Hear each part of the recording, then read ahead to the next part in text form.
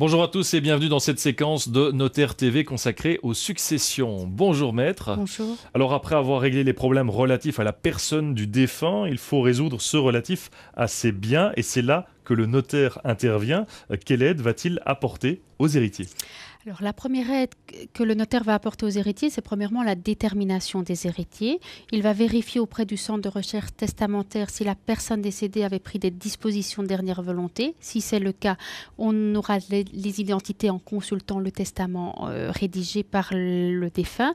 S'il n'y a pas de testament, il questionnera la famille, les proches, l'administration communale pour déterminer quels sont les héritiers que la loi désigne dans la situation qui se présente devant lui. Donc ça, c'est la première mission du notaire, déterminer les héritiers. Il aura également un rôle de conseil. Est-ce que les héritiers déterminés doivent accepter ou pas l'héritage qui se présente devant eux? Est-ce qu'il y a un intérêt ou pas? Les héritiers ont trois options: accepter, refuser ou accepter sous bénéfice d'inventaire. Donc, premier rôle de conseil. Le notaire interviendra également pour débloquer les avoirs bancaires, puisque une fois les banques prévenues du décès, les comptes sont bloqués, il faudra les débloquer. Le notaire est habilité à établir les documents qui permettront de débloquer ces avoirs bancaires.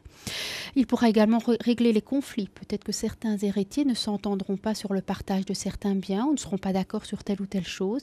Il a quand même un rôle de conciliateur et pourra essayer de trouver une solution amiable pour éviter un procès. Il est souvent sollicité pour rédiger la déclaration de succession, qui est un document purement fiscal qui permet aux régions de taxer les héritiers sur la part recueillie. Alors parlons du testament établi par le défunt, quelles sont les dispositions qu'il doit contenir ? Alors, premièrement, il y a principalement deux types de testaments. Le testament authentique rédigé devant un notaire assisté d'un second notaire ou de témoins, ou le testament holographe écrit, daté, signé de la main du testateur. Une fois le testament rédigé, quelles sont les dispositions que ce testament peut contenir? Ce sont des legs, donc c'est-à-dire des parts sur héritage. Le lait peut être universel, c'est-à-dire je donne toute ma succession à une ou plusieurs personnes, ou je donne une partie, une quotité de ma succession, un quart, un tiers à telle personne, ou je lègue un bien particulier ou plusieurs biens particuliers. Donc légataire universel, légataire à titre universel ou légataire particulier. Alors imaginons qu'il n'y ait pas de testament, à ce moment-là, que se passe-t-il ? Où va-t-on trouver les héritiers ?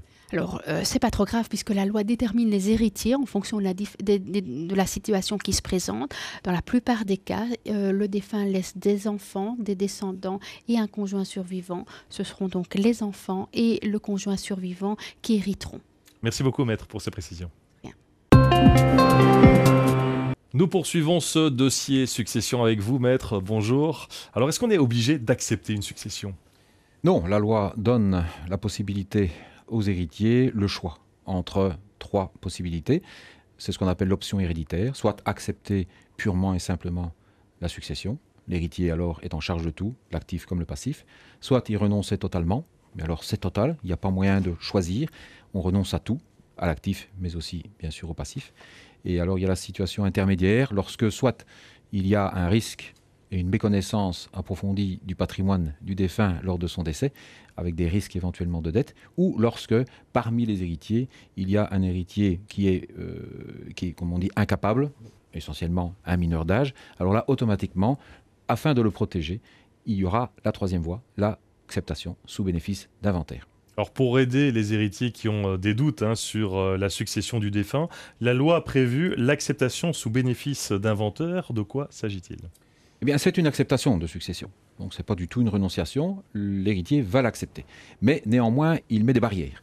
En ce sens qu'il ne tient pas à être tenu de payer les dettes du défunt qui dépasseraient l'actif de la succession du défunt. Donc, en ce sens, c'est une protection. Il y a donc séparation de patrimoine. On ne mélange pas, on ne confond pas le patrimoine du défunt et celui de l'héritier. L'héritier a le temps de réfléchir.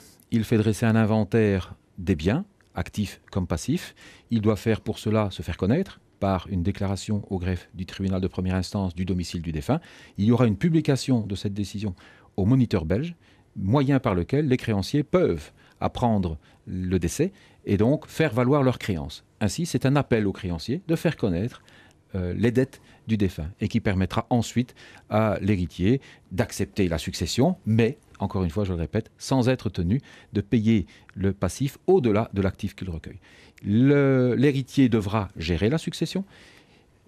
S'il vend certains biens du défunt, il ne pourra le faire qu'après avoir accepté sous bénéfice d'inventaire, et cette vente sera entourée de mesures protectrices, toujours là dans l'intérêt des créanciers, et il y aura intervention judiciaire pour autoriser ces ventes. Alors si on veut renoncer à la succession, quelles sont les dispositions à prendre? Alors là, pour la renonciation pure et simple, qui ne se présume pas, elle doit résulter d'une déclaration expresse émise par l'héritier, il a le temps, tant qu'il ne pose pas un acte entraînant l'acceptation de la succession, c'est-à-dire l'appropriation d'un bien du défunt et sa vente, par exemple, eh bien, il peut attendre et renoncer.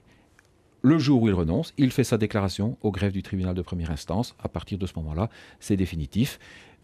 Cette déclaration doit être faite en personne ou par mandataire. Le notaire peut évidemment être le partenaire de l'héritier qui renonce afin de lui proposer une procuration et de faire la démarche en ses lieu et place. Alors avant que les héritiers ne prennent possession des biens qui leur reviennent, un acte de notoriété doit être dressé. De quoi s'agit-il? En principe, les héritiers prennent possession de l'héritage du défunt dès son décès. S'ils sont héritiers légaux, c'est automatique. S'ils sont légataires universels, c'est en principe également automatique. Il n'y a qu'une réserve. Lorsque le testament a été rédigé de la main du défunt, le testament holographe, alors au préalable, les héritiers devront demander au tribunal ce qu'on appelle l'envoi en possession. Mais je reviens à votre question sur l'acte de notoriété. La banque, détentrice des avoirs du défunt, ne sait pas, elle, qui sont les héritiers. Et elle va demander par sécurité la délivrance d'un acte de notoriété que le notaire rédigera. Il effectuera donc des recherches, voir s'il existe un testament, voir s'il n'y a pas d'autres héritiers que ceux qui lui sont connus, et ensuite il va attester que telle personne est bien l'héritière, et sur base de ce document, l'héritier pourra se faire délivrer alors les fonds se trouvant à la banque au nom du défunt. Alors parlons maintenant de la déclaration de succession. C'est une déclaration importante pour permettre à l'État de percevoir les droits de succession. À quel moment faut-il la déposer? Il y a un délai prévu par la loi qui est un délai de 5 mois à partir du décès. Donc dans ce délai, les héritiers doivent remplir cette déclaration de succession.